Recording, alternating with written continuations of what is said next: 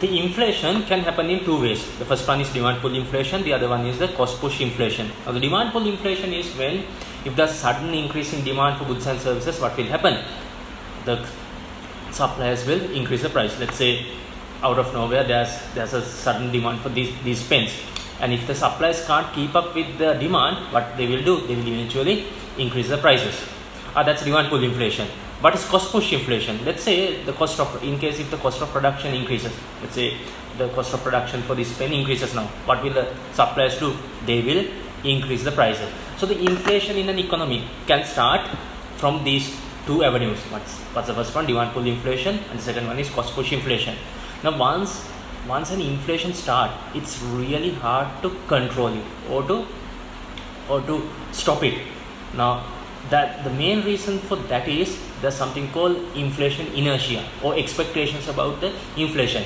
So when inflation reaches double digits, it's really hard to control it. Why? People assume that the inflation is going to sustain for a long period of time.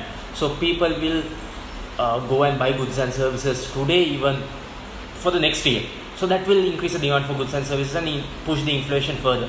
And the workers might ask for higher salaries to compensate the future inflation. That will again increase the cost of production. Inertia is when the general public incorporates past inflation rates for their current and future economic plannings. So if a country has gone through high inflation rates in the past, the general public might incorporate those past inflation rates for their future and current economic plannings. Now this makes it really hard for central banks and the monetary authorities to control the inflation, the future inflation rate.